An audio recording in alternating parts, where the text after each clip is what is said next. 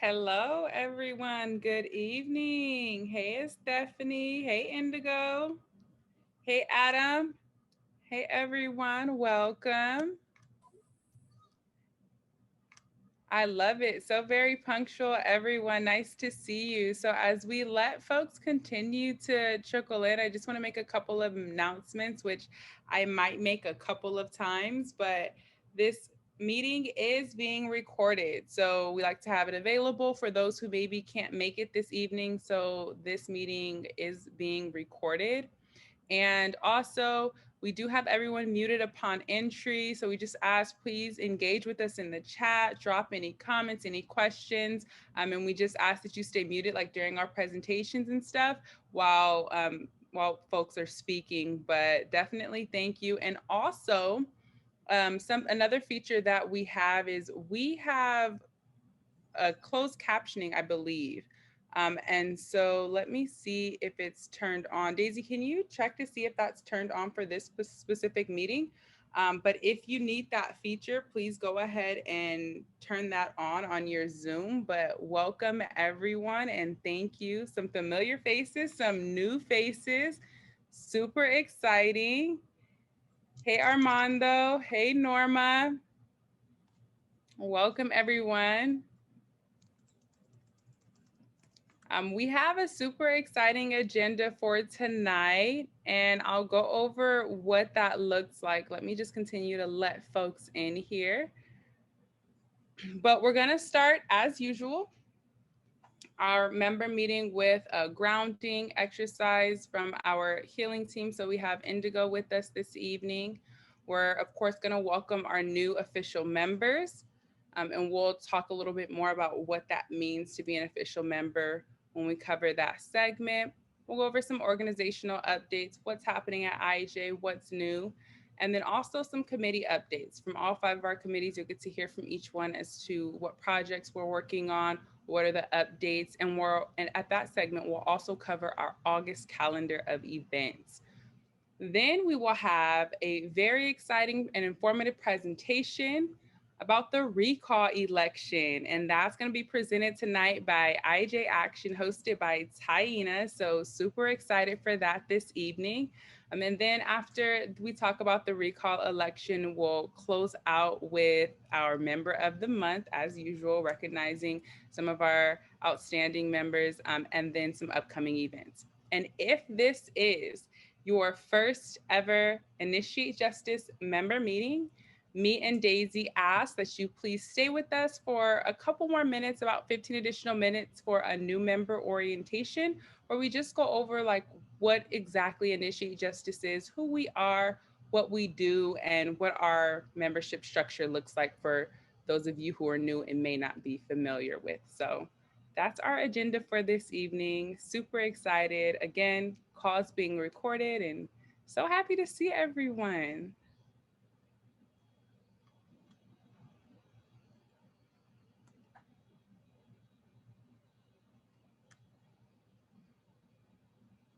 But it looks like we have probably a significant portion of our members here with us. Hello, everyone. I love to see all of the activity in the chat.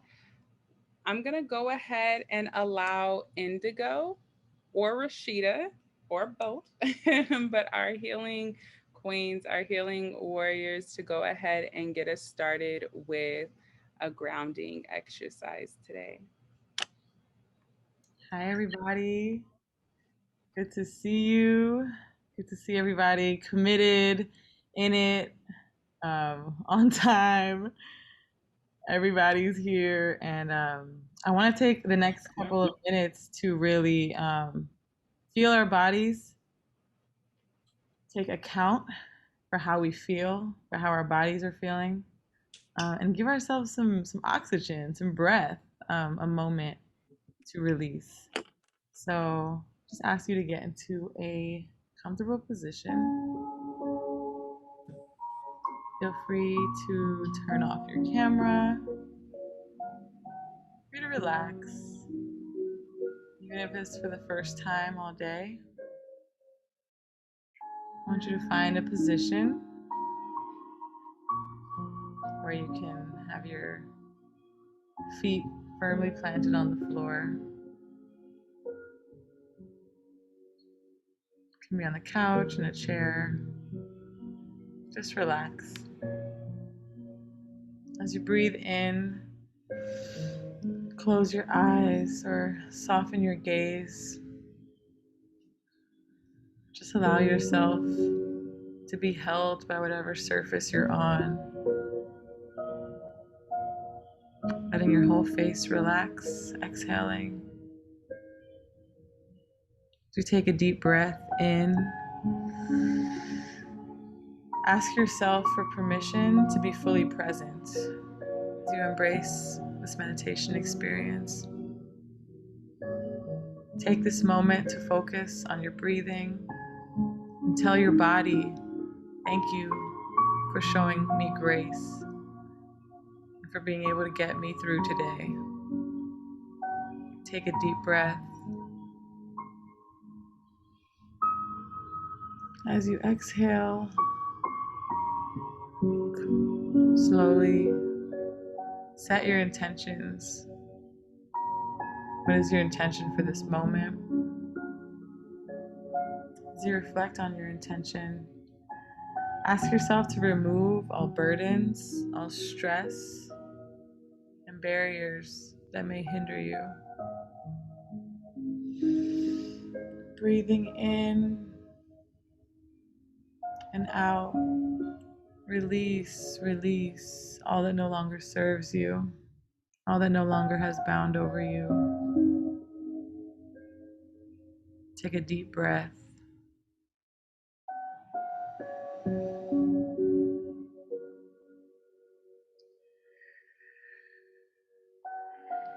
And another deep breath in, this time holding for 1, 2, 3, and fully releasing.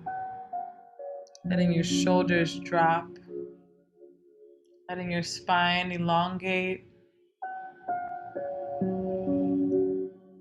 heart open. Reflect on what has brought you joy today. What has made you smile? Even if it was something small, think about how that has made you feel. Take a moment to sit in that feeling as you deeply breathe in.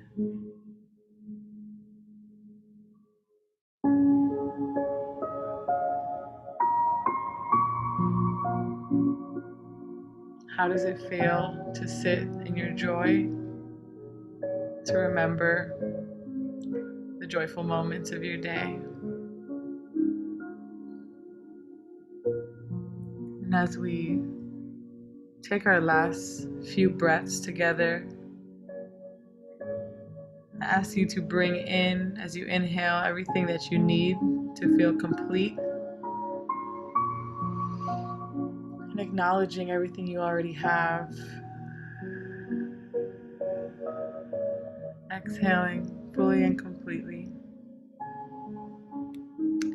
IJ fam, it's okay to self-preserve in this fight against mass incarceration. It's okay to take time for yourself. Breathe in. During this meditation, we've stopped for a moment to pay attention to the things that we overlook. We must be reminded daily that as life happens all around us, to give thanks, to smile as needed, and to just breathe. Now deep breathe in, inhaling all the positive things that came from this moment. Now deep breathe out, letting go of the things that no longer serve you. Take one more breath, the biggest one you've taken all day.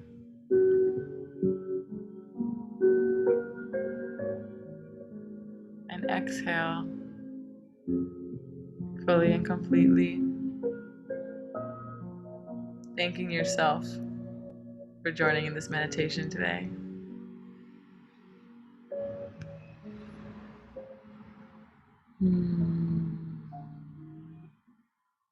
That's right. And as you come back to this room of prolific people, amazing advocates and abolitionists and activists, let us know how you're feeling in the chat. How does your body feel? How are you feeling? How are you coming into this space after our meditation? And thank y'all again so much. I'll pass it to you, Antoinette. Thank you, Indigo. I always love your meditations. Did one on YouTube and it was nothing like yours. It's your voice, it's your spirit that grounds and guides us. So thank you. I'm actually going to pass it to Daisy, who's going to introduce and welcome some of our new members. Thanks, Antoinette, and thanks, Indigo, for grounding us with that beautiful exercise. I saw a couple of comments in the chat saying that they felt very relaxed, very grounded, very grateful. So always appreciate you sharing some of your magic with our IJ fam and getting us, ready to go for this meeting. So first of all, welcome everybody. I see a lot of familiar faces, but there's actually a lot of new faces joining us tonight. I wanted to just shout out some of the things that I saw in the chat. We have one of our members that's actually joining us from Italy. So shout out to Alessia for joining us tonight. It's 3 a.m. in Italy. So that is dedication and commitment. Appreciate you being here with us. Welcome to your first member meeting. Hopefully you enjoy it.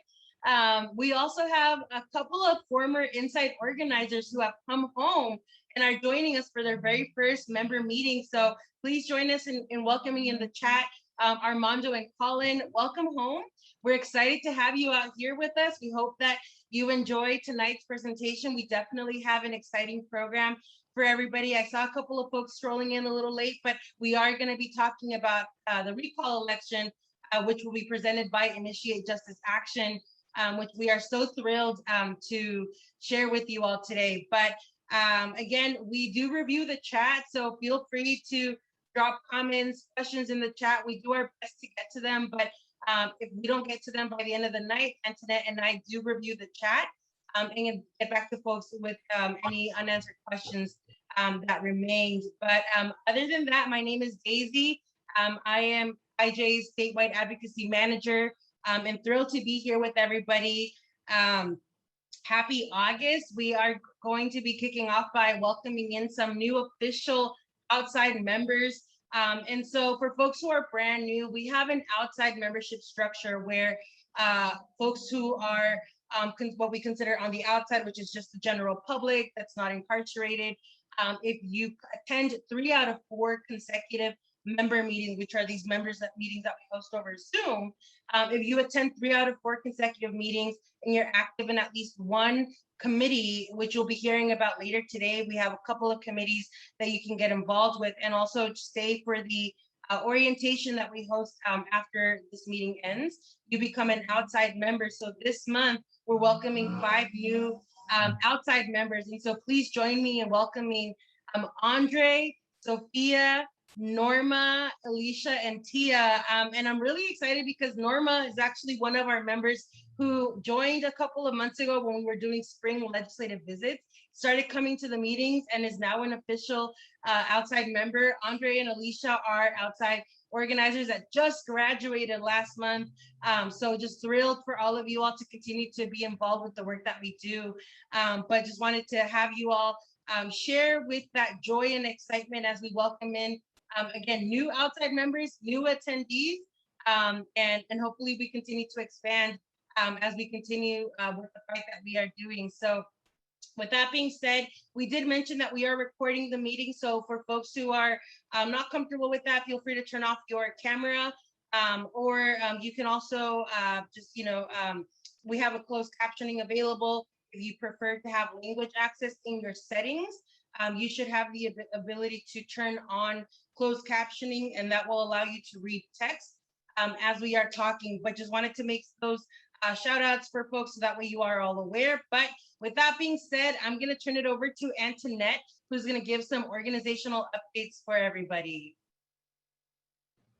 Yes, thank you, Daisy. Welcome all of our new official members. We love to see the dedication, love to see the commitment. We are only successful in this work with the help of each and every single one of you. So thank you. My name is Antoinette Ratcliffe. My pronouns are she, her, and hers. And I am the outside organizing manager with Initiate Justice. And super excited to be here with you all today. Just a couple of organizational updates, what's happening at Initiate Justice. So, first and foremost, some of you may already be aware or may not, but our Abolition is for Everybody podcast is releasing a new episode this Friday. That's our episode 4, which is Abolition is Community Connections.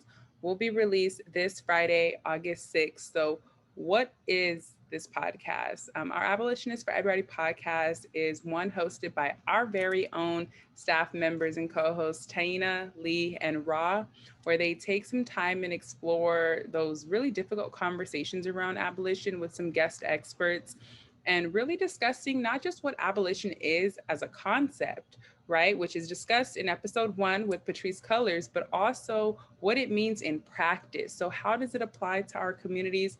How does abolition center our communities? Why does it call for things like the decriminalization of drugs? That's our episode 2. Why does it call and how does it relate to mental health? That's discussed in episode 3.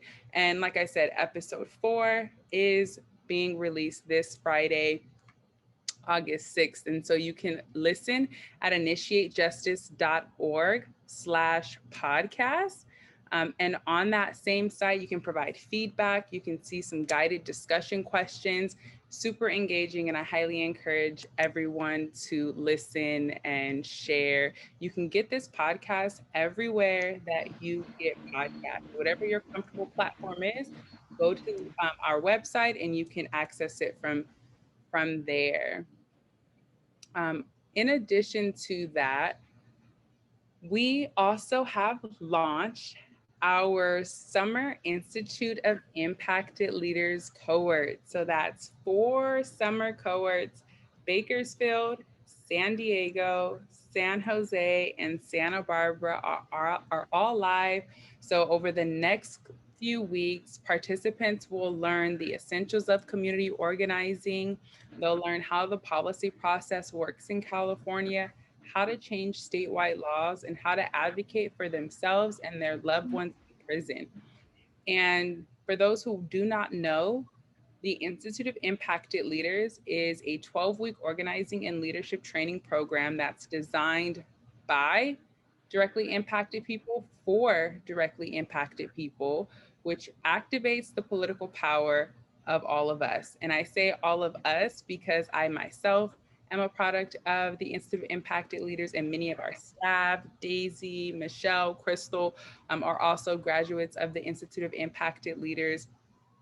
If that's something that you're interested in learning more about, or maybe even joining a future cohort as we go to other regions of California, then what I'm going to do is share in the chat an interest form for you to fill out if you're interested in the Institute of Impacted Leaders and learning a little bit more about how to advocate for your rights and your freedoms, but also to advocate for statewide legislation and changing statewide policy, then please definitely fill out that form and let us know that you're interested so we know where to go next.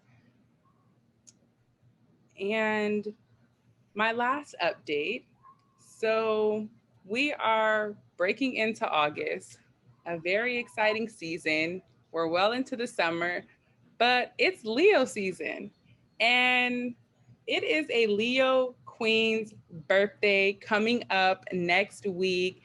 A lot of you know her. We all love her. A lot of you work directly, closely alongside her. But on Monday, August 9th, is Daisy's birthday. So I want to just take a moment and really just shout her out, give a huge happy birthday. Daisy dedicates herself morning, noon, and night. And if you know, you might get emails from Daisy at 11 p.m. near midnight, because she works so hard and dedicates herself so strongly to initiate justice and to her community outside of just initiate justice in this movement to abolish prisons and end mass incarceration. So please extend a huge happy birthday to Daisy. Um, and I just, again, I want to really acknowledge the hard work that she does. And so for those of you that are in communication with her consistently, next week, Daisy's on vacation. She's celebrating her birthday. So again, I just want to really just say that happy birthday and give everyone a chance to extend that happy birthday to Daisy.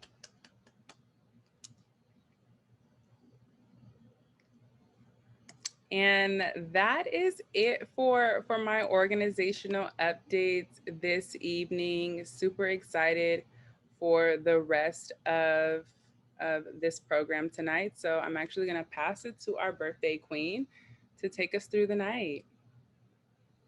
Thanks, Antoinette. Puts on imaginary crown. 1 second. But thank you, Antoinette. Thank you, everybody.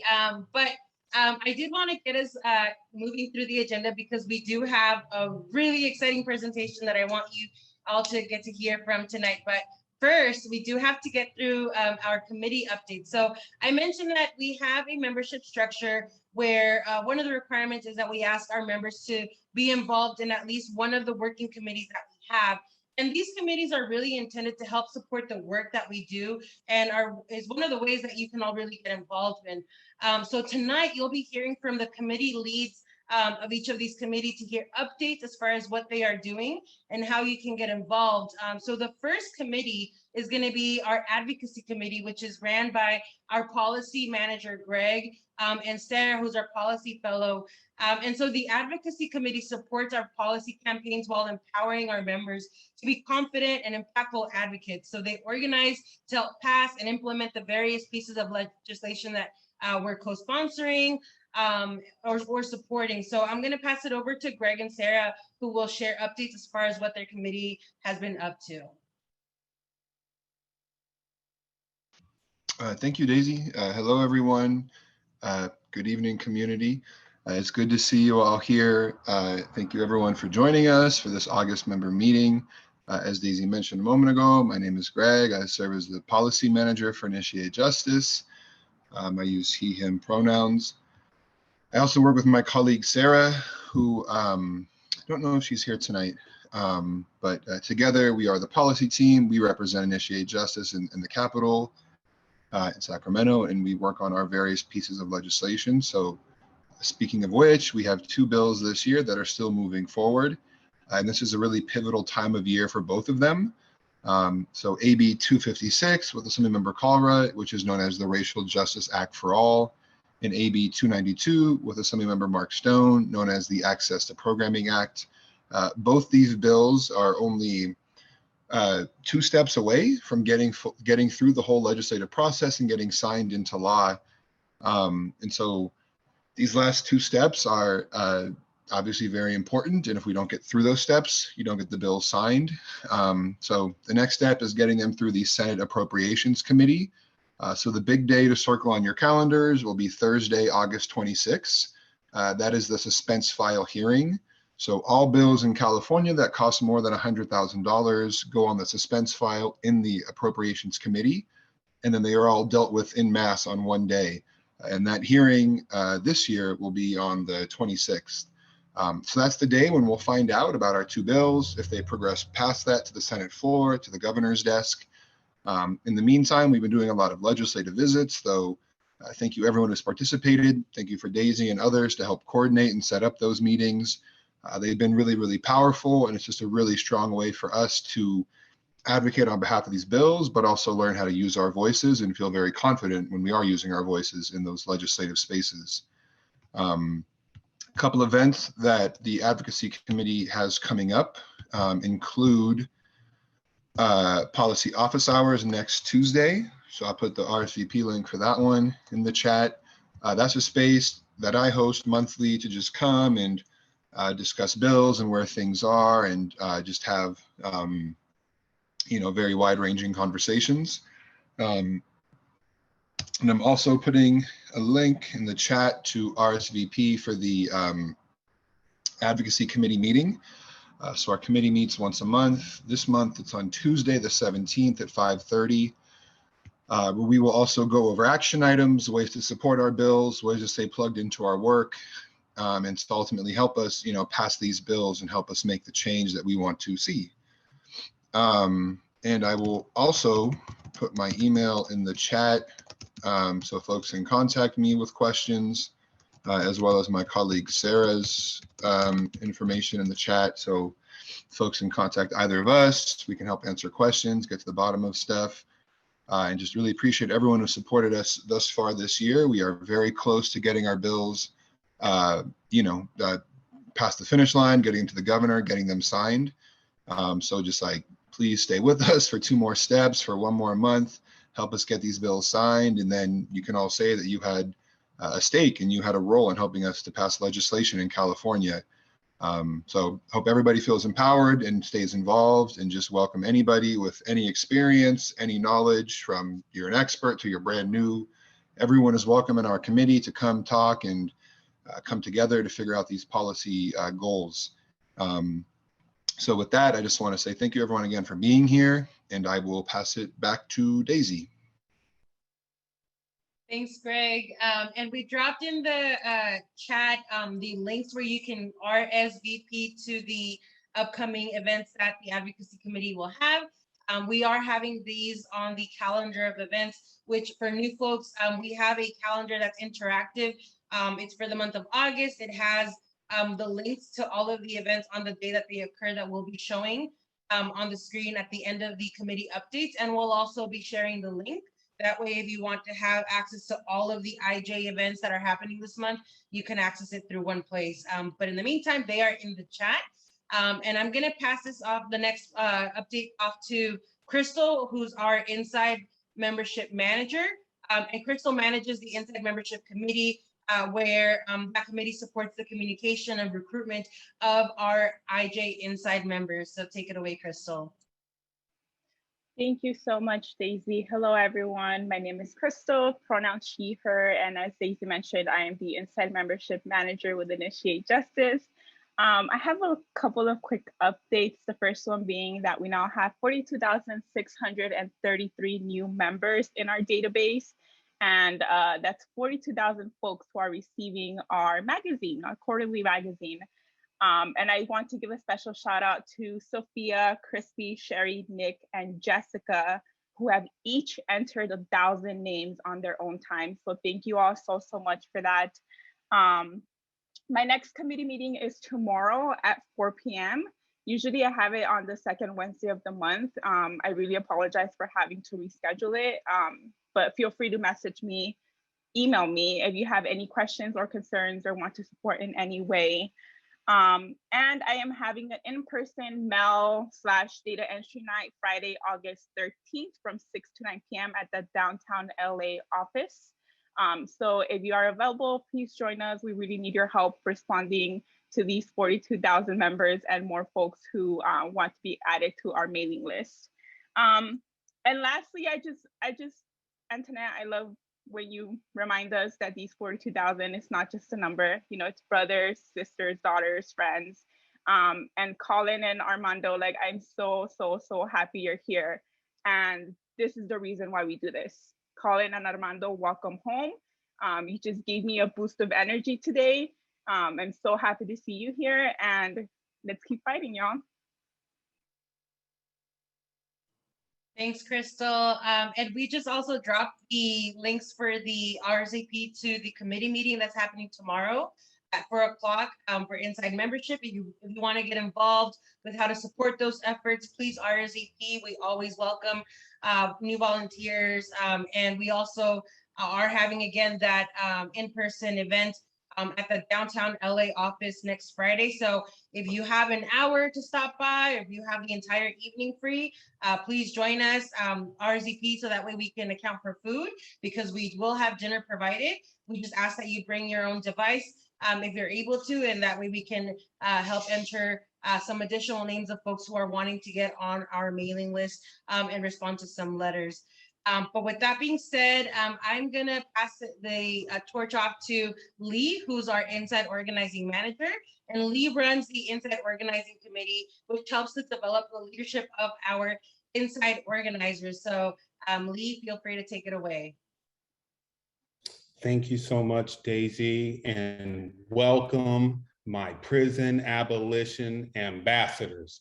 We so much appreciate you all attending our meeting tonight, and I personally cannot wait to hear what Taina has in store with the recall election. But let's get to the IO committee and inside organizing. Tomorrow we're going to be meeting at 5:30, and I want all of y'all to join and talk about not only the phone training, but also talk about curriculum reviewing and how we can continue to improve, organize, and activate our inside members into inside organizers, educating them, supporting them along the way for their return home, like Colin and Armando, to get them really activated and coming out here and getting involved in not only what we're doing, but also reaching back in and assisting the folks that they've left behind that were so turned up in bringing home, just like they were able to extract themselves from that situation. So if y'all want to join, you want to learn more about what goes on in the IO committee, please join us tomorrow after Crystal's meeting. We'll talk also about the training that we're going to be doing on August 16th, where we're going to be running folks through that are interested in doing the curriculum reviewing and also the phone training for the folks that are inside. And so we can continue to try and bring them out here with us to be able to join us in these meetings. So with that said, you can hit me up at lee@initiatejustice.org. I can put you on the mailing list. I can get you involved. I can get you hooked up. And also don't be shy.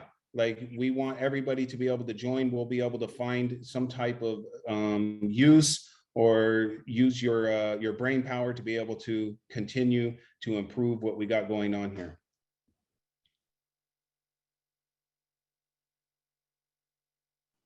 Thanks, Lee. And I just dropped in the chat the RSVP link for the Inside Organizing Committee meeting, which is taking place as well tomorrow at 5:30 p.m. Again, the link is in the chat, but we'll also have it on the calendar of events. And next, I'm going to pass it off to my colleague, Antoinette. We co-run the Outside Membership Committee, which helps to build, develop, and engage the membership structure of folks on the outside. So Antoinette, I'm going to pass it off to you. Thank you so much, Daisy. So our outside membership committee updates, what are we currently working on? So what we are doing at the moment is we are currently working on building our capacity, increasing our numbers, doing some outreach, some very specific outreach to the family and loved ones of our incarcerated members. So like Crystal said, we currently have 42,633 family, friends, loved ones incarcerated that are Initiate Justice Inside members. Well, those inside members have been sending us referrals of their loved ones here on the outside, their friends and family here on the outside who they want us to connect with and would love to get involved with Initiate Justice. And so our outside membership committee has been instrumental in helping us reach out to those individuals.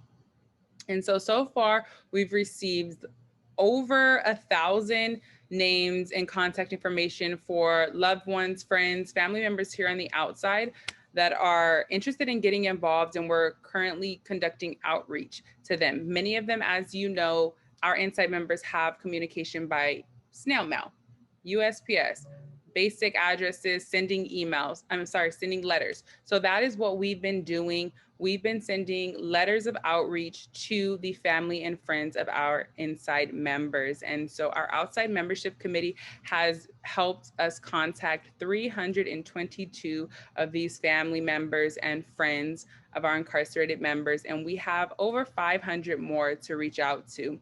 So I just want to, one, say thank you to our existing and active volunteers who have assisted with entering these names into our database, as well as producing the letters and reaching out to these individuals. And some in particular are Alessia, who's joining us from Italy, but who has assisted in producing 80 letters of outreach. Diana Cottrell, who's here with us, I believe tonight, has assisted with writing over 40 letters. And even Maria Cruz, who has assisted in about 30 letters in reaching out. And so we've connected with over 322, and we have over 500 more to connect with. And that's what our outside membership committee is currently working on. Next on our list of projects is going to be some additional methods of outreach within our community. So if you're interested in learning how to continue to help build and expand our outside membership capacity, our outside membership base, please definitely join us for our next meeting, which happens the fourth Wednesday of every month. So our next one is going to be Wednesday, August 25th at 5:30 p.m. And if you already know, like, this is something that you're interested in, I want to help you all do outreach. I want to add some of those contacts to your database, or I want to actually produce some of those letters for you to send. Then please complete the form that it looks like Daisy already dropped into the chat for me. Thank you, Daisy. And RSVP for our outside membership committee meeting that is happening on the 25th. Thanks, Antoinette. And I think, Antoinette, you were going to drop the link in the chat with the RSVP link. But again, the next outside membership committee meeting will be taking place at the end of this month on Wednesday, August 25th. So we'll drop that RSVP link in the chat for you all. But lastly, I'm going to pass it off to our healing committee, who's going to give updates about some of the events that they have happening this month. Thank you, Daisy. Hello, everyone. My name is Rashida. I am one of the facilitators for the Healing Committee. I just first want to acknowledge every individual who shows up to our healing circles. There wouldn't be circles without you all. Again, thank you for coming in love and community, being vulnerable and sharing and trusting the space. If you haven't, I highly encourage you all to come, because it is really special and it is for us. So again, shout out to all of you who shows up. Our update, we have finally completed the application for those who are interested in becoming a healing facilitator. So those will be coming very soon, but they are complete. We also are excited to announce that we're having an in-person healing event that's September 12th. It's gonna be in Los Angeles, Long Beach area, but you can mark that on your calendars for September 12th. If you are interested, we will be sending out an interest form as well. If you have any ideas that you wanna add to the event, anything you'd like to see, you can email us at healing@initiatejustice.org. And then just our regular circles are as followed. Our men's healing circle is August 9th. Our formerly incarcerated circle is August 16th. Our incarcerated loved one circle is August 18th. And our healing committee meeting is August 30th. And so you will receive emails. We separated the emails, so if you're not interested, you will no longer receive those emails. But if you are on our email list, you will receive reminders and updates. But if you have any questions, need any resources around healing, then be sure to reach out. We're accessible. We'll get back in a timely manner. And again, we come in love. Healing is a priority, especially in the work that we do. And we want to emphasize how important it is and how this space is for us. So thank you, and I look forward to seeing you all soon. Thank you, Rashida. And I also just wanted to share with everybody that Rashida also has a blog and just released a new blog post that I think a lot of folks will really benefit from. It's called 31 Ways to Cope. I just linked it in the chat. Highly recommend folks to check it out. I think it's good for folks to kind of see what type of structure and things that our facilitators have that you can really benefit from by joining one of our healing circles and events and getting involved with that. So feel free to check that out. And again, thank you, Rashida, for blessing us with your magic tonight. But with that being said, I did mention that we have a calendar of events where you are able to view all of these, and I'm turning around because I'm multitasking like a DJ at a party. So I've got like a computer here where I'm balancing this all from. But I just wanted to quickly show you all what that looks like. So if somebody could share in the chat box for me what the link to the calendar is. But for folks who want to check this out, so this is what I meant by the calendar of events. So as you can see, it has all of the events that we just mentioned in one place, and you can click on any of these and it'll take you to the link where you can RSVP for that event. So feel free to take your time with it. If you want to check out a couple of these events, RSVP, join us. Just wanted to share that so that way you have access to this amazing document put together by our comms team. With that being said, I want to get us ahead to the main portion of our program tonight. So tonight we're actually going to be having a presentation from Initiate Justice Action, which is led by Taina, who in that capacity will be talking to us about what IJ Action is, and then also going into an overview of the recall election. So Taina, I will pass the mic over to you tonight. Thank you so much, Daisy. I'm so excited to be here with y'all. Like, just first of all, this is my favorite thing, just being in community with like all of our members and folks who've been involved in our work in different ways. Like, welcome home, Colin and Armando. Like, so good to see everybody. My heart is feeling very full right now. And Daisy, feel free to share the presentation whenever. I'm just going to give a quick intro. So folks might be a little bit confused when we're saying that Taina is here representing IJ Action. So what we mean by that is we have launched a 501c4 organization called Initiate Justice Action. And if you're not aware of the difference between a 501c3 nonprofit and a 501c4 nonprofit, the difference is that a 501c4 nonprofit can do unlimited lobbying and can endorse candidates. So I just want to be really clear that everything that I am saying this evening is in my capacity as the leader of Initiate Justice Action, because Initiate Justice, our 501c3, cannot endorse candidates, and I will be making endorsement statements this evening. So wanted to give that preface, but really I'm excited to give this presentation because we're in a historical moment in the state of California right now where our governor is facing a recall.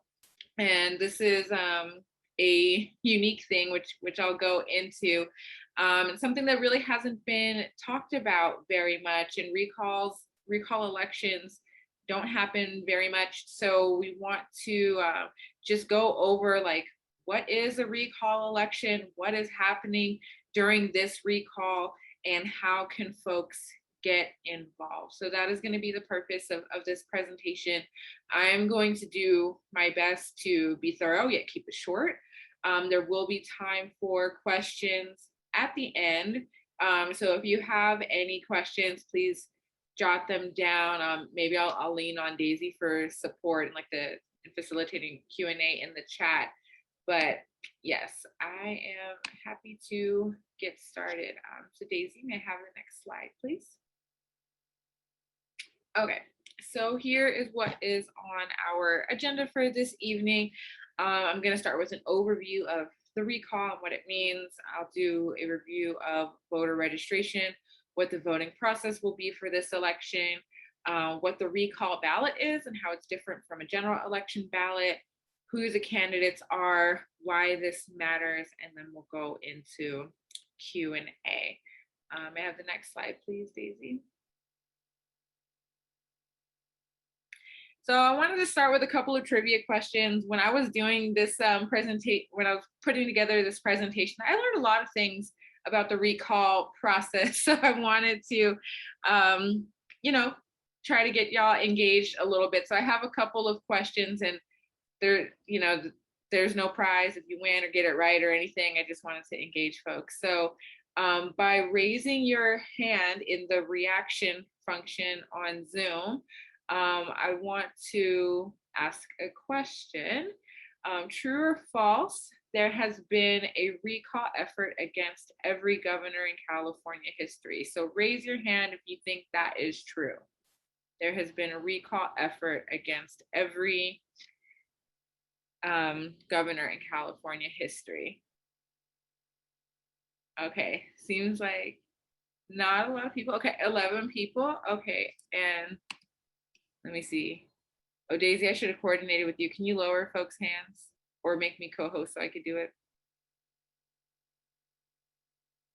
Okay, and now raise your hand if you think that's false, that there's been a recall effort against every governor in California history. Okay. It looks like way more people think that it's false. And guess what, y'all? It's true. It's true. There has been a recall effort against every single governor in California history, but only 2 have made it to the ballot. And this is the second one to make it to the ballot. So you can start a petition to try to recall a governor, but that doesn't mean that it's going to be successful. Which takes me to question number 2. Daisy, can I have the next slide? True or false? Gray Davis was the only governor in California history to be successfully recalled. Gray Davis was the only governor in California history to successfully be recalled. Raise your hand if you think that's true. Okay, 19, 20 people. Okay, Daisy, can you lower the hands?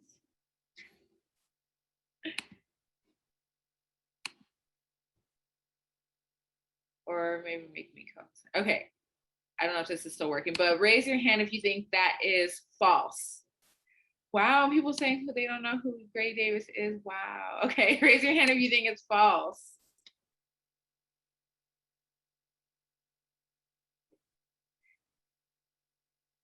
Jeez.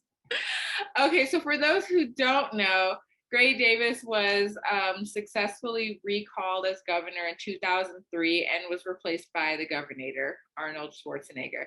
But the correct answer is true. He is the only governor in California history who was successfully recalled, and only the second governor who was recalled in American history. The first one was a governor in South Dakota in 1921. Okay, can I get the next slide, please? Okay, this is ABC, so you can just put it in the chat. How many candidates are running to replace Governor Newsom? Do we think that it's A, 12, B, 31, or C, 46? I Not see Staff being the first to answer. I know, right? I'm seeing some like mixed results. A, B, C. I have no way of actually counting it, but the correct answer is the wildest one. It is C. There are 46 candidates who are running against Governor Newsom in this recall election. Daisy, may I have the next slide, please? Okay, and this is the last question. True or false? A candidate must win a majority of votes in order to replace the governor in a recall. So raise your hand if you think that's true.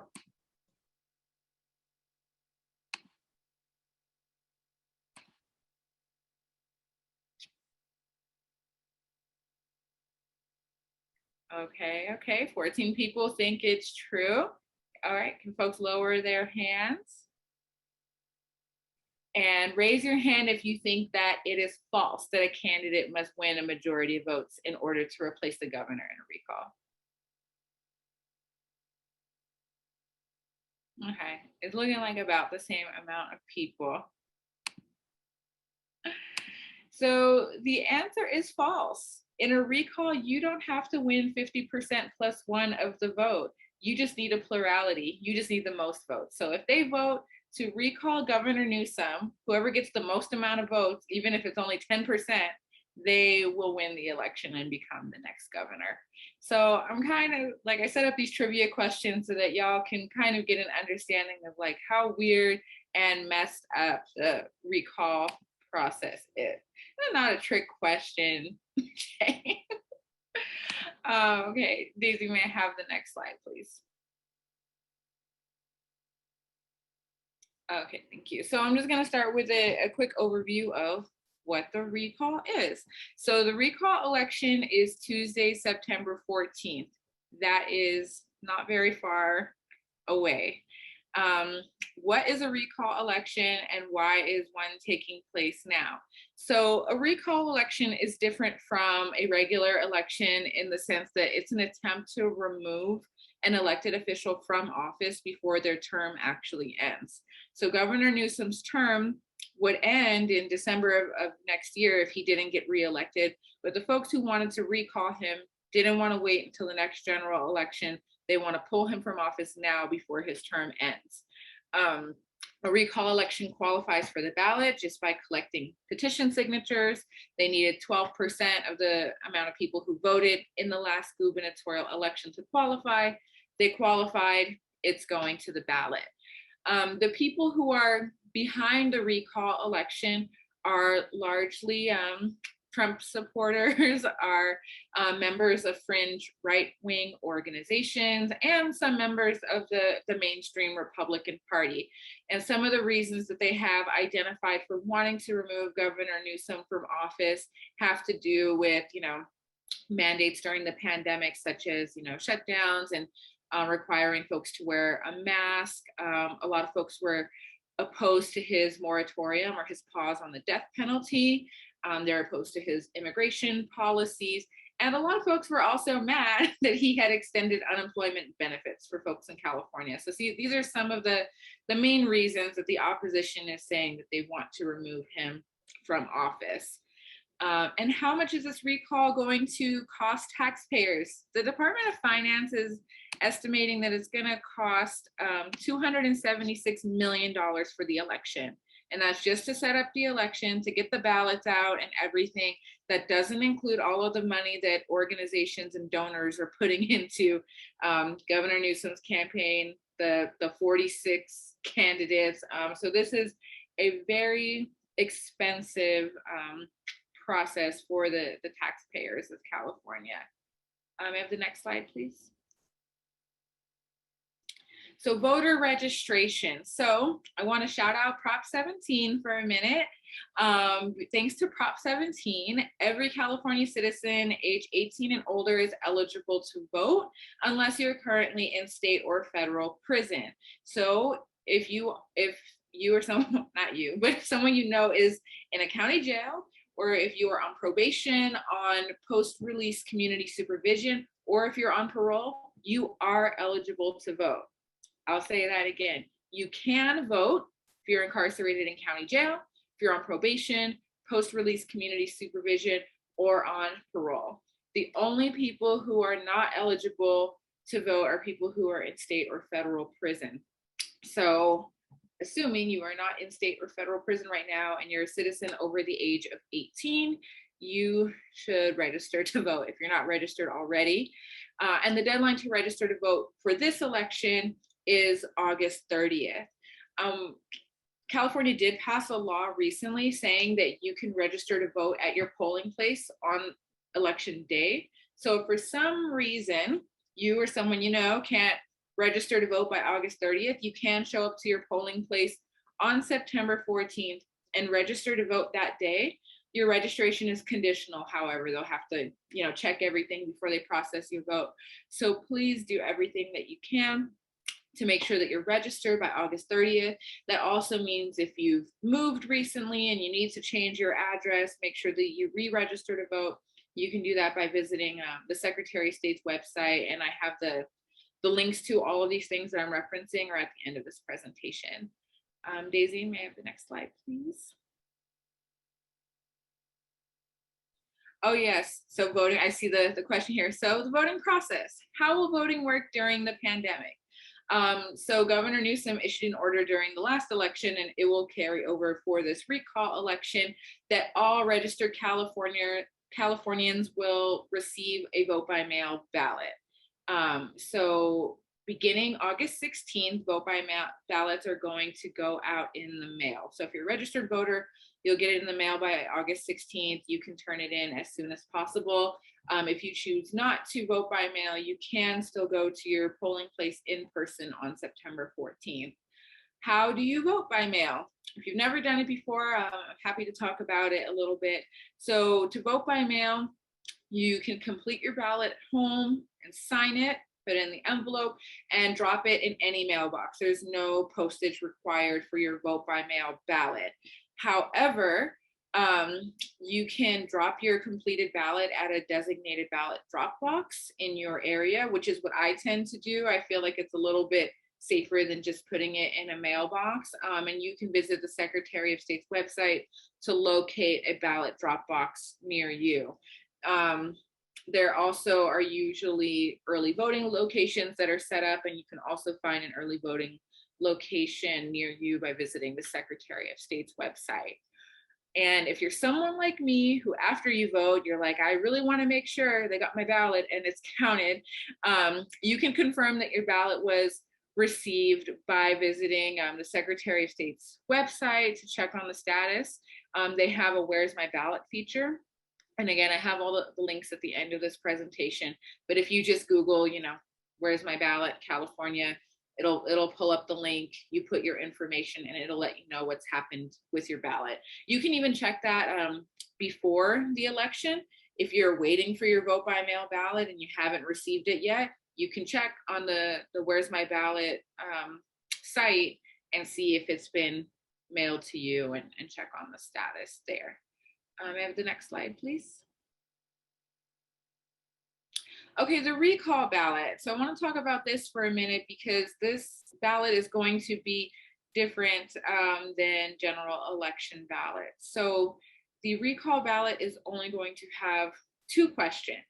The first question will ask if you support removing Governor Newsom from office, and you will have the option to vote yes or no. So yes means you support the recall, remove Governor Newsom from office. No means you do not support the recall, keep Governor Newsom. If more than 50% of the voters vote yes to recall Governor Newsom, then the candidate, and then question number 2 is which candidate would you vote for if Governor Newsom is recalled? So that is when you will see the list of 46 people in question number 2. If more than 50% of the voters vote yes on recalling Governor Newsom, the candidate who receives the most votes from question number 2 on the ballot will become governor. So as I had said earlier, if the person who gets the highest amount of votes only gets 10, 15, 20% of the vote, they don't need a majority. All they need is the most votes out of all of the other candidates, and they will immediately become governor and serve out the term until the end of 2022. Here's a question that had come up for me. If you vote no on recalling Governor Newsom, so if you vote no on question 1, can I still vote for a candidate on question 2? You can. If you vote no on the recall, you can still choose a candidate who you would prefer to take the place of governor in the event that the majority of voters vote yes on the recall. So what that means is, if you're going to vote like me, I'm going to vote no on the recall, but I might still select a candidate to be like, okay, if the governor is recalled, this is the person who I would prefer for them to take office. So you can, if you vote no on the recall, you can choose whether or not you want to answer question 2. It is up to you, but do not feel like answering question 2 means that you're supporting the recall. If you vote no, then it's voting no on the recall. May I have the next slide, please? Okay, so you're probably wondering who are these 46 people who are running against Governor Newsom? To be honest, a bunch of random people. 26 of the candidates are Republicans, 9 are Democrats, and 11 of them are a third party or no party preference. This is some polling that was released about a week or so ago now, I think. And it shows that conservative talk radio host Larry Elder is the person who is leading right now with 18% of the vote. But as you can see, most people are undecided, probably because most folks have not heard of any of these candidates. But the person who's right behind Larry Elder is John Cox, who's the Republican who ran against Governor Newsom in 2018. Kevin Faulconer, who's a former Republican mayor of San Diego. Kevin Kiley, who Yolanda knows who Kevin Kiley is. He's a very conservative assembly member representing the Sacramento area. Kevin Paffrath, I think, is one of the few Democrats running. Caitlyn Jenner, who's a reality TV show host and is known for like some of her more problematic views. And then all others is 11% of this poll. So yeah, as you can see, like our alternatives for candidates are not looking great. And voters, for the most part, are really undecided on who they would select as governor if Newsom is in fact recalled. May I have the next slide, please? Okay, so let's talk about polling for the recall overall. So in the same poll released by UC Berkeley, they polled the voters who are most likely to vote. So these are the high propensity voters, which tend to be more white, tend to be older, tend to be more wealthy. 47% of them said yes, recall Newsom. 50% said no, keep Newsom, and 3 of them are undecided. You don't have to be a mathematician to realize those numbers are super freaking close. And most of these polls have a margin of error of about 3%. So that means the yes could go up 3% and the no can go down 3%. So this is quite scary and shows that we absolutely do need to be involved in this election. But if you look at the charts below, this is overall registered voters. So at the same time period, they polled, registered voters overall, and you'll see that only 36% of people said yes, recall Newsom. 51% said no, keep him, and 13% were undecided. So what we can gather from this data is that it's very clear that people who are less likely to show up and vote, that means people of color, lower income people, younger people, are the ones who are more inclined to keep Governor Newsom in office. So that means that we need to mobilize our base, people of color, young folks, lower income folks, people who are impacted by incarceration, to make sure that they show up and vote on the recall. May I have the next slide, please?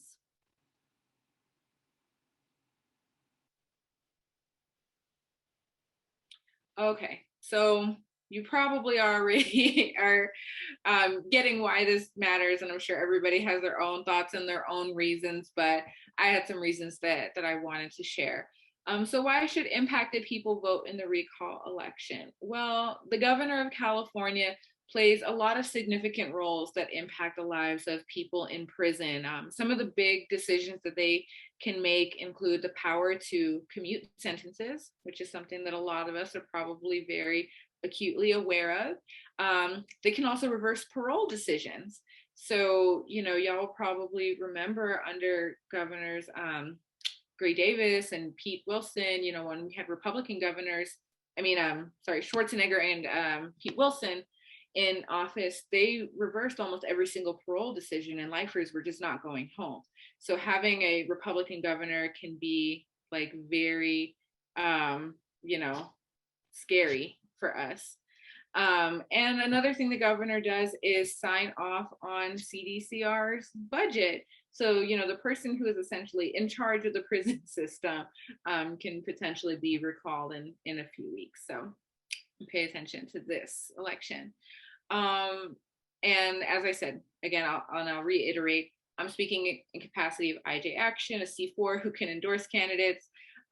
So what I would say in terms of why we should stop the recall of Governor Newsom, is because he has enacted many important policies related to incarceration.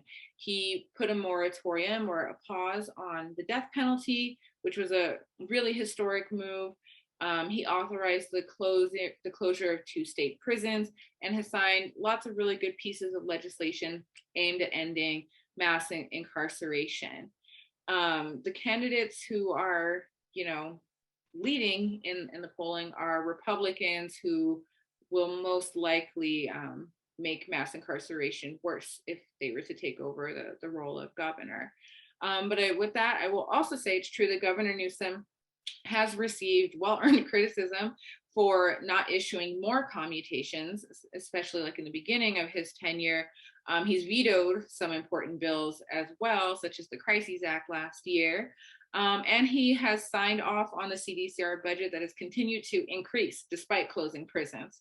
So I don't want to say that Governor Newsom is a perfect person, but he is definitely somebody who we can work with more than we could work with the folks who could potentially take over office if he's recalled.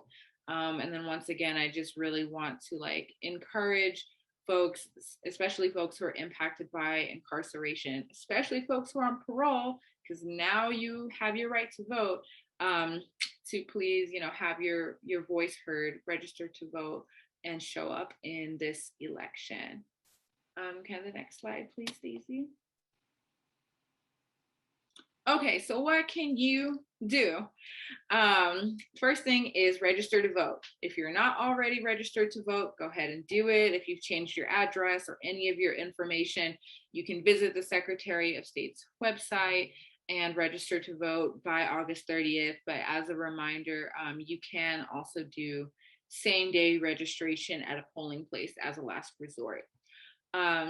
Again, speaking in my capacity with IJ Action, vote no on the recall. Vote no. There's so much at stake right now. And be aware that the vote by mail ballots are being released as early as August 16th and election day is September 14th. Spread the word.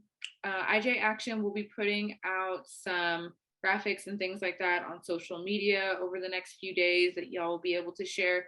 Or you don't need to share our graphics, just talk about it publicly. There have been a lot of articles and polls that have been released recently. Share the information with your friends, share the links on how to register to vote and any information that folks might need on the recall. But the biggest obstacle that we probably have in this election is lack of information. A lot of people don't even know that a recall is happening on September 14th. If they do know, they might not be aware of how close the polling is and how important it is for us to get involved. And then sign up for updates from IJ Action. And I'm going to drop a link in the chat to a short Google form. So if you want to stay involved and you want to learn more, here, I'm gonna put it here. Please fill out this Google form. You'll get email updates from IJ Action. We have some plans in the works around some volunteer opportunities to get involved in the recall, specifically around targeted voter outreach for impacted people and reaching the low propensity voters. So yeah, please do sign up for our email updates so that you can learn how you can get involved. May I have the next slide, please, Daisy? Okay, and now questions. I think I saw some questions popping up in the chat, but there's no way that I could pay attention to all of them. So if you do have a question, please feel free to.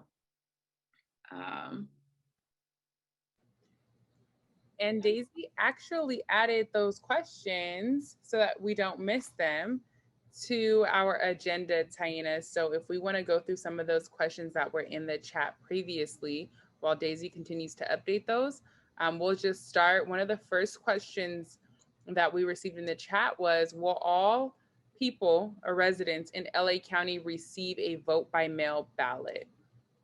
That is a great question. And the honest answer is that I'm not 100% sure. If anybody knows the correct answer, I know folks have done like some local organizing work around this recently, please drop it in the chat. I know that there was some legislation over the last couple of years to make it easier. I'm also not sure like what's happened in the pandemic. So that is something that I'm not 100% sure. I see like Crash said they need to request it. I know that what was happening before the pandemic was the ballots were being sent actually to their last residence address, and then somebody had to like get it to them. So this has been a problem for a very long time. So I'm sorry that I don't have a strong answer for that. It's an important question. No, that's just an opportunity for a little bit more research, right? For those of us who want to know the answer to that question, if you do find it, please feel free to drop it in the chat if you have a more concrete answer. That's the power of community. So the next question was, how do we find out where our voting poll is? Yeah, let me, I have the links somewhere here. So you can actually just Google like find. What school is answering you? Oh, someone's unmuted. You can actually just Google like find my polling place, and it should come up from the Secretary of State's website. And let me see if I have. Okay, here I do have the link here. One moment, I can drop it in the chat.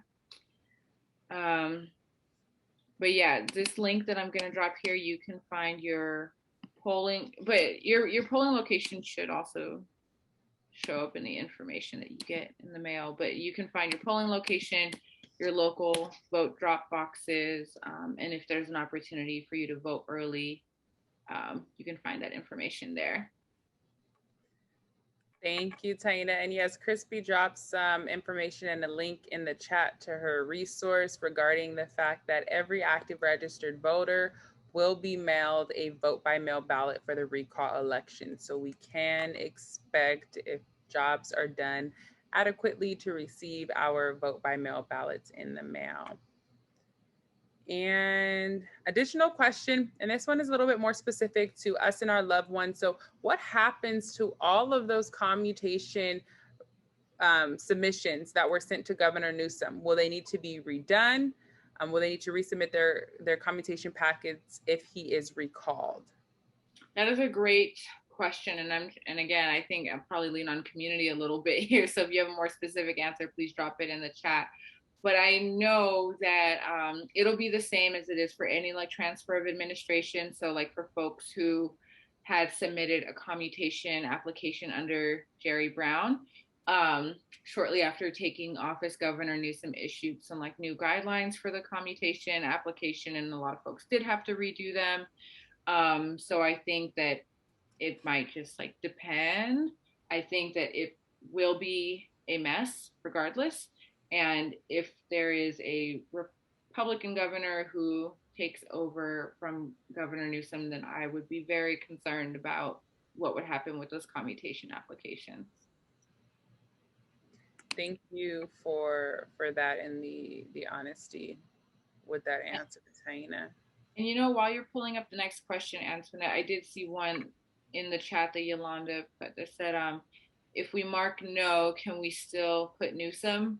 That's a great question. No, you can't. Newsom is not allowed to be one of the alternative candidates. The question is just, you know, yes or no, should we recall him? So if you say no, that's pretty much your vote for Newsom. But he is not allowed to have his name as one of the recall options. Another issue with Newsom, and he fought this in the courts and ended up losing, was that he is not allowed to put his political party on the ballot. So all of the other candidates will have their political party there, but he will not have that there. So I think he felt that it would be advantageous for people to know he's a Democrat on the ballot, but it will just say, should we recall the governor? It won't say his party affiliation, and then it will list the 46 candidates in question 2, and it will have their party affiliation. Oh, wow. It's messed up. The recall process is messed up. Thank you, Taina, for that. Some other questions that came through the chat were, so someone has already, stated their position. They intend to vote no on Governor Newsom, but they're wondering if there's a list or some type of voter guide as to which candidates could potentially be a good choice, a better choice, a lesser of 46 evils choice, that might actually have some sort of consideration for criminal justice reform. Is there any information or help that we can provide on that? So here's the thing. There's not a lot of information on the candidates who are out there. One, because there's so many. Two, because there was such a scramble for like all of them to qualify. And three, Governor Newsom did some like organizing work to keep like more high profile Democrats off of the ballot. He didn't want, really there to be any valid competition. So it's a reality that most, if not all, of the candidates are obscure people who we don't really know very much about. And on the Democratic side, that was intentional. People will say that one of the main reasons that Gray Davis was successfully recalled in 2003 was because so many people knew Arnold Schwarzenegger, he's a global celebrity. So that was probably like the main reason that Gray Davis was recalled was, because there was like a flashy star to put in his place. There are no flashy stars in this race. So I actually haven't looked too close at any of the candidates. None of them seem great. None of them seem good. So I'll probably do a little bit more research before the election, look at I think it's 9 Democrats and probably end up voting for one of them. But yeah, to be honest, I don't know much about any of them. Okay. Well, thank you for that. That kind of helps give us a little bit of understanding as to why and what it looks like, and kind of help us try to figure out who to vote for. We'll have to do some additional research, at least to select an option, even if we're voting no for the recall. But thank you for that, Taina. Another question is very similar: is who's the most progressive alternative? Which sounds like there's not really one.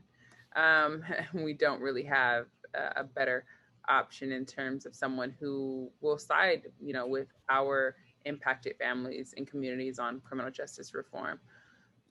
So some other technical questions. Did the ballots during the last election get to those qualified voters incarcerated in county jails? So wondering pretty much around logistics, are the ballots actually getting to our loved ones in county jails? Yeah, I think it depends on the county, right? There are 58 counties in the state. Each county, has X amount of jails in their county. And I think, the short answer is it depends. Initiate Justice, or IJ Action, I should say, hasn't really focused as much on like the local organizing work, but I think something that is like an overall trend is that it is difficult for currently incarcerated folks to get access to their ballots. And thank you, Crispy. I saw that you just dropped this link around the candidates. I'm also putting there's a Ballotpedia link around the recall candidates too. It lists like who's funding the recall, who's funding each candidate, who's endorsed each candidate. So there's like some more information in those 2 links. And I read that article that you just posted too, Crispy, that also has really good resources for the candidates. Thank you, Taina, for those resources. Thank you, Crispy, for the resources. And the last question that we had in the chat that I think is super exciting. People want to help, Taina. So they're asking, like, is there phone banking opportunities? Like, they want to phone bank around this recall election and really get that information out there to their communities. What can we do? You know, that is a great question. The only phone banking opportunity that I personally am affiliated with is through this group that I'm a part of, the Democratic Party of the San Fernando Valley. They're doing phone banking against the recall every Saturday between now and the election. I'm not 100% sure on what the policy is around, bringing folks who are not club members, but I think they would probably also be like a good resource. Again, there might also be like other folks who are aware of organizations doing phone banking. So yeah, that's definitely something that I can find more information about. I will say that another strategy that Initiate Justice has considered is figuring out how to specifically target folks who are on parole. So reaching out to transitional houses, seeing if we can do like, presentations at the houses, coordinating with parole offices to ensure that they're getting accurate voting information to people who are on parole. I think that, well, I feel like, for IJ Action, like it's really important for our strategy to focus on the voters that the mainstream Democratic Party might not be focusing on, because what the polling is showing us is that it's most likely the people who are not likely to vote who can save this election. So really want to, encourage folks who might not be regular voters, might be first-time voters. It'll be like more important than ever to ensure that we show up this election. Thank you, Taina. And Daisy, I know you're going through the chat, you're adding some new ones. So I want to give you this space as like my favorite co-host and co-facilitator who's always on top of the questions, everything coming to the chat. What are some of the other questions that we have for Taina? Yeah, I wanted to uplift something that somebody had asked earlier, which was if there was a toolkit for social media available for the recall. So I wanted to uplift that question, Taina. Not yet. We're working on it. Sign up for the email list and you'll get it as soon as it's ready. Thank you. And then I mentioned that there's a couple of folks. I actually noticed one of our other members is joining us from, I think, the Middle East as well tonight. So welcome. But we had somebody ask why the incarcerated population in California is not able to vote. So Taina, I don't know if you wanted to share a little bit of that for folks who are not native to California or our politics here. Right? Because if you're not from here, it's like, it doesn't make sense, right? Like how in a democracy, the most celebrated democracy around the world, are we purposefully disenfranchising such a large amount of people? The short answer, and I'll just give my opinion, and I think a lot of folks probably share this opinion, is California and the United States are addicted to punishment. We are addicted to the idea that, if you have done something wrong, then you do not deserve to be able to vote. And this is also rooted in the state and the country's long legacy of racism and like purposeful disenfranchisement of specific groups of people. It goes back to slavery, where enslaved people were not seen as a full human and did not have the right to vote. And then even after slavery was abolished, it was still kept in place as the punishment for a crime. And by and large, people who are incarcerated do not have the right to vote. There are only 2 states in the United States where people in prison are allowed to vote, and those are Maine and Vermont. And they are the first and second whitest states in the country. And I don't think that that is a coincidence. So it's deeply rooted in racism, deeply rooted in our addiction to punishment. Definitely something that we want to change. When we originally wrote what later became Prop 17, the language originally restored voting rights to all impacted people, to currently incarcerated people as well. But it became very clear in the organizing process that the state was not ready to restore voting rights to all impacted people. So we ended up condensing it so that it's just people who are on parole. But yeah, it makes no sense. It makes no logical sense.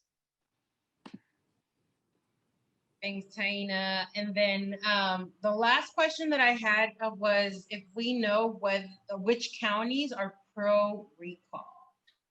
You know, I can't list them off the top of my head. I'm sure there's probably like maps somewhere.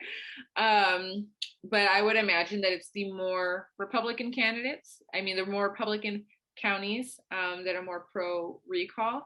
I will say that the recall effort was largely launched in Orange County.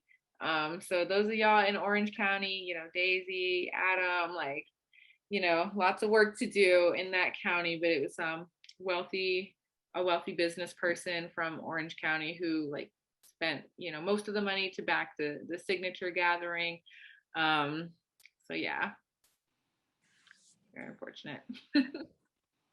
And that was the last question we had, Taina. So I wanted to see if you had anything you wanted to share as you know we close the recall presentation that you provided tonight. Sure. Could you actually show the last slide really quick, Daisy? So another thing, oh, this isn't the last one, there's two more. So the last thing that I'll ask y'all to do is to follow IJ Action on social media for updates. So you can find us on Facebook, Instagram, at Twitter, at IJ Action. We just launched our social media today. So you'll be one of our first followers. So, you know, thank you in advance for following us. And again, sign up for the email updates. That the link is there, but I'm gonna go ahead and drop the link in the chat one more time for y'all to sign up for our email list, and you'll get updates. We'll send out a social media toolkit when we have it available, and then once we, you know, get some volunteer opportunities up and running, you will be the first to know by signing up. And then, you know, we'll be posting stuff about the recall, so please feel free to, you know, share it so the folks can be aware of what's happening September 14th. Daisy, could you show the actual last slide, please? Oh, my phone is blowing up. All these people are following us now. Thank you. I see y'all doing this in real time. So these are the resources that I use for my research in this presentation. These are just a few of the links, but you know, Crispy and others dropped some like really good information in the chat as well. And because these materials are, you know, candidate specific and are endorsing folks, I don't think it's a good idea for Daisy and Antoinette to email this presentation to y'all through the C3. But if you sign up for the email list, I will make sure that you get the presentation with all of these links and all of this information about the recall process. So again, Daisy will not be sending you this presentation. If you would like this presentation, please sign up for our email list. I'm gonna drop it in the chat one more time, and I will make sure that you get the presentation. And we're a little bit early on time. I'm surprised because usually once you get me started talking about politics, that can't get me to stop. But if there are any other questions, I'm happy to answer a couple more, or we can wrap a little early and I can cede the floor back to Antoinette and Daisy.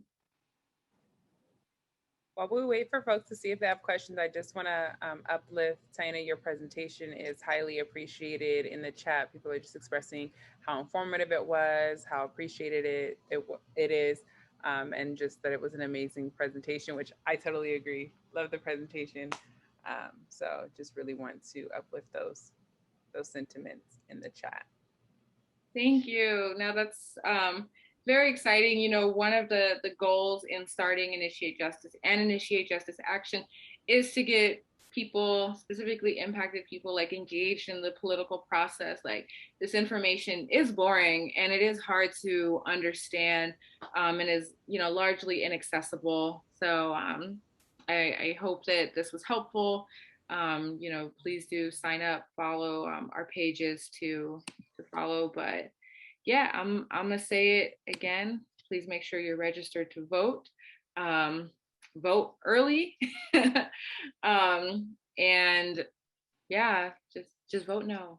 Vote no on this recall. This is garbage. We need to send a decisive message to the right wing that that we're not gonna tolerate this.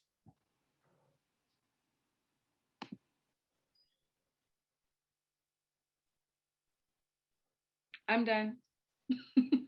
If there's nothing else, I will give the mic back to y'all. Thank you, Taina. And again, make sure that you all fill out the link to sign up to receive updates from IJ Action.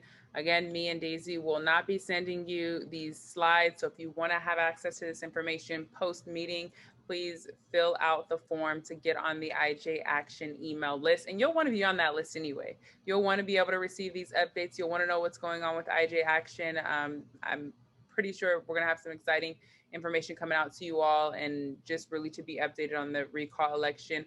Also, don't forget that the deadline to register, so if for any reason you are not registered to vote yet, you have until the end of August, until August 30th to register to vote for the recall election. So please make sure that you're registered, your friends, your family. If you have colleagues, friends, acquaintances that are just coming home that maybe are currently on parole, make sure you get them registered as soon as possible. They have the right to vote, and we want to make sure they can use that power.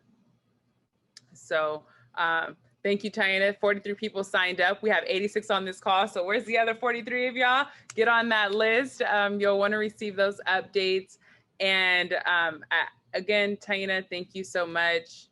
You made what most people are saying is generally boring information, extremely engaging and exciting to hear about and learn about tonight. I learned a lot. Daisy, anything else on this before we close out this segment? No, just that we are recording the meeting. So of course, if you want a guided presentation with voiceover and everything, you can come back and check this out on our YouTube channel in a few days. But there is also a tiny URL link to make it easier to share with other people. So it's tinyurl.com/IJ action-sign up, which we'll put in the chat again if you want to share that with your networks.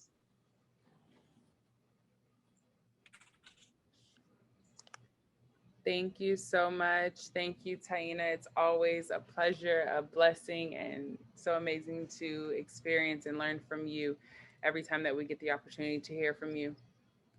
So we might end a little bit early tonight, which I'm pretty sure folks won't mind, but as we begin to close, I want to take a moment to recognize our member of the month. So as many of you know, every single month, we here at Initiate Justice like to highlight one of our outstanding, involved, and very committed Initiate Justice members.